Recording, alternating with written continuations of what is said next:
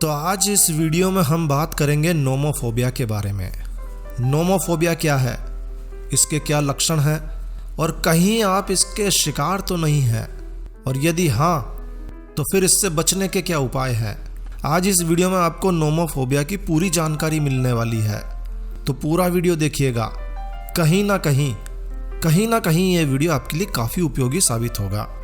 जय श्री कृष्णा दोस्तों, मैं हूं नरेंद्र अग्रवाल और आप देख रहे हैं नरेंद्र अग्रवाल यूट्यूब चैनल। तो आइए शुरू करते हैं। देखिए दोस्तों, कोरोना काल में वैसे ही अवसाद की, डिप्रेशन की स्थिति बढ़ रही है और लोग दिन भर अपने अपने मोबाइल से चिपके पड़े हैं।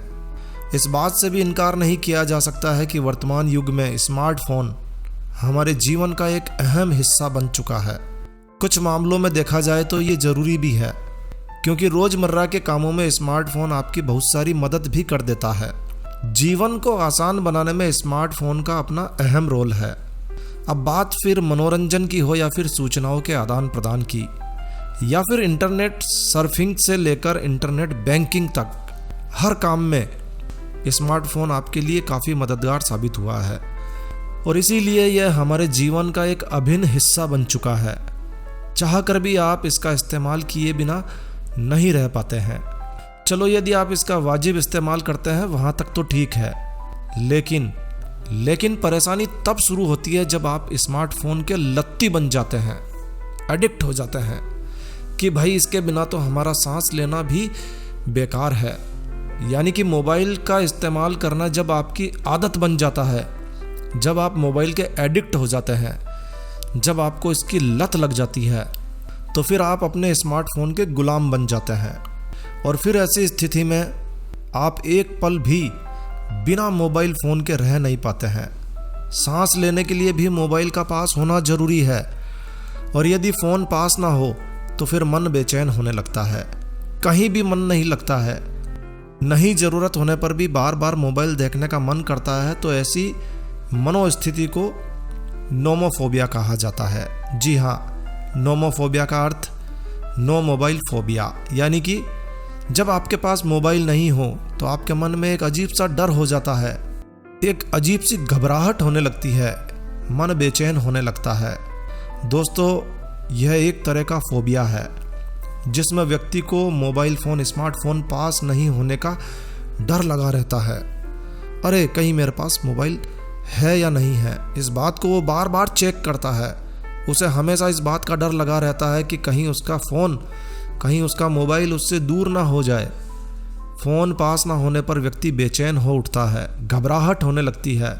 नोमोफोबिया से ग्रसित व्यक्ति को नोमोफोब कहा जाता है। यह स्थिति अब भारत में भी तेज़ी से फैल रही है। मनोवैज्ञानिकों के अनुसार स्मार्टफोन की लत नशे की लत से बहुत ज़्यादा खतरनाक है, क्योंकि नशा कुछ देर के लिए ही आपको प्रभावित करता है, लेकिन नोमोफोबिया आपको 24 घंटे के लिए जकड़ लेता है और व्यक्ति को शरीर के साथ साथ ये दिमागी रूप से भी कमज़ोर कर देता है। और इसीलिए जितना जल्दी हो सके अपनी इस लत को पहचान लीजिए और इससे बाहर आने का प्रयास कीजिए। कहीं आप नोमोफोबिया के शिकार तो नहीं हैं, इसके लिए कुछ लक्षण तय किए गए हैं। वैसे नोमोफोबिया के सिम्टम्स को लेकर सभी मनोवैज्ञानिक एक मत नहीं है, लेकिन मनोवैज्ञानिक मानते हैं कि नशे की लत से भी ज़्यादा नोमोफोबिया खतरनाक है। कुछ मनोवैज्ञानिकों ने इसे एक भय और मनोविकार का नाम दिया है, लेकिन सभी एक मत होकर सभी ने कुछ सामान्य लक्षणों को सहमति दी है, जिससे आप पहचान कर सकते हैं कि कहीं आप नोमोफोबिया के शिकार तो नहीं हो चुके हैं। तो उन लक्षणों में है लगातार 5 मिनट भी मोबाइल फ़ोन चेक किए बिना नहीं रह पाना। यदि आपको लगता है कि हर 5 मिनट में या 5 मिनट से भी कम समय में आपका हाथ मोबाइल की ओर जाता है, तो कहीं ना कहीं आप नोमोफोबिया के शिकार हैं। हर समय आपको फ़ोन की बैटरी ख़त्म होने पर घबराहट महसूस होने लगती है। जैसे ही आप देखते हैं कि फ़ोन की बैटरी तो भाई ख़त्म होने वाली है, घबराहट शुरू, क्योंकि बगैर फ़ोन के तो सांस लेना भी मुश्किल है। फ़ोन के बगैर होने पर या फ़ोन बंद होने पर मन बेचैन होने लगता है। रिंगटोन बजते ही नोटिफिकेशन चेक करने के लिए मन अधीर हो जाता है, घबराहट होने लग जाती है। नोटिफिकेशन की लाइट जल रही है, देखो भाई क्या आ गया, इंटरनेट नेटवर्क कवरेज नहीं होने पर मन बेचैन होने लगता है। कई बार ऐसा होता है कि इंटरनेट नहीं चल रहा है, 10-20 मिनट इंटरनेट नहीं चला और मन बेचैन होने लग गया, तो समझ लो कि आप नोमोफोबिया के शिकार हैं। फ़ोन के खोने अथवा घर पर छूट जाने का डर, भयानक डर सताता है। चिंता, थकान और स्वभाव में चिड़चिड़ापन हो चुका है, तो फिर आप नोमोफोबिया के शिकार हैं। अगर आप अपने स्मार्टफोन को ज़रूरत से ज़्यादा अनावश्यक इस्तेमाल करते हैं तो आप नोमोफोबिया के शिकार हो सकते हैं। यदि अभी तक नहीं हुए हैं तो हो भी सकते हैं। इस बात के लिए आपको अलर्ट हो जाना ज़रूरी है। संतुष्टि के लिए आप इन सिम्टम्स के आधार पर ये पता कर सकते हैं कि आप नोमोफोबिया के शिकार हैं या नहीं हैं, और नहीं है तो आपको ज़रूरत है कंट्रोल करने की। और यदि आप शिकार हो चुके हैं तो जल्दी ही आपको इसका ट्रीटमेंट, इलाज शुरू कर देना चाहिए, क्योंकि यदि आपने इसका इलाज समय पर नहीं किया तो यह आपकी ज़िंदगी के साथ खिलवाड़ कर सकता है।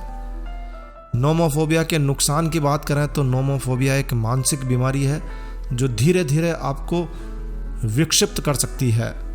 ना केवल मानसिक रूप से बल्कि ये बीमारी आपको शारीरिक रूप से भी प्रभावित करती है। फिर से कहता हूँ, मनोवैज्ञानिकों का मानना है कि स्मार्टफोन की लत व्यक्ति को शारीरिक रूप से नकारा बना देती है।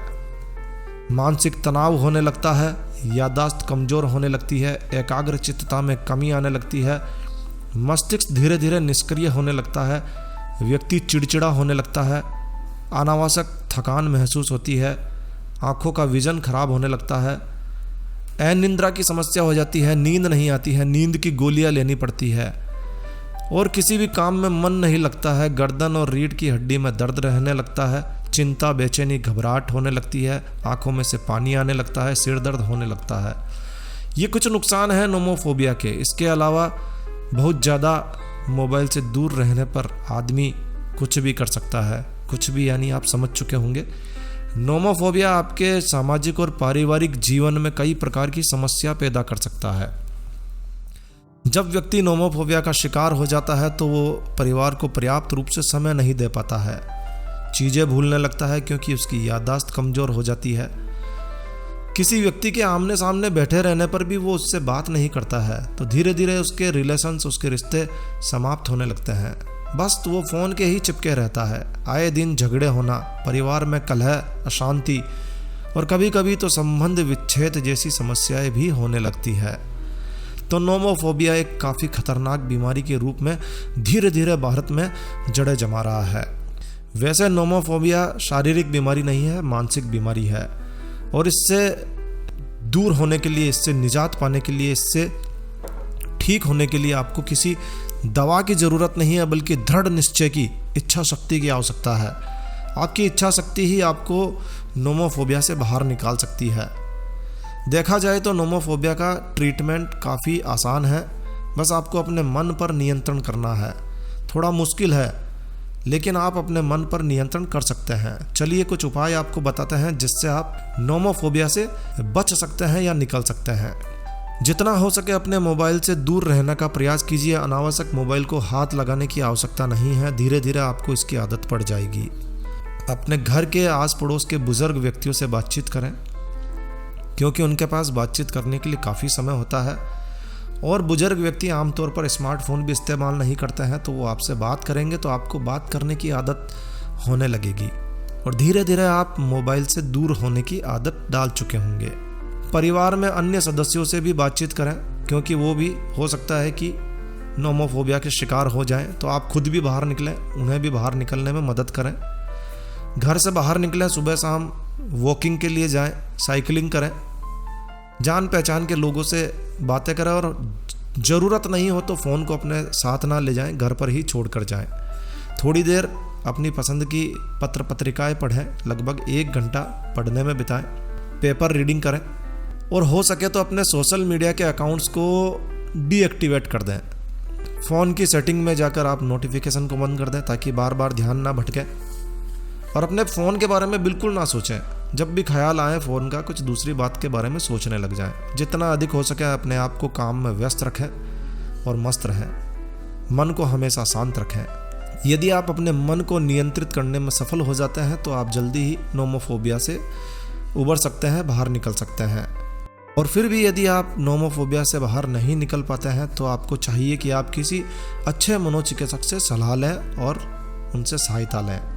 तो बस इस वीडियो को यहीं विराम देते हैं। तो दोस्तों यह जानकारी आपको अच्छी लगी हो, यूज़फुल लगी हो तो कृपया लाइक के बटन पर ज़रूर क्लिक कीजिए। और यदि आपने हमारा ये चैनल सब्सक्राइब नहीं किया हुआ है तो कृपया चैनल सब्सक्राइब कर लीजिए, क्योंकि इस चैनल पर हम लेकर आते हैं आपके लिए तरह तरह की धार्मिक जानकारियाँ, होम रेमेडीज, होम टिप्स और टेक्निकल नॉलेज। तो सब्सक्राइब करने पर आपको हमारे नए वीडियोज़ की अपलोड्स लगातार निरंतर मिलती रहेगी। तो अभी सब्सक्राइब के लाल बटन पर क्लिक करके चैनल सब्सक्राइब कर लीजिए।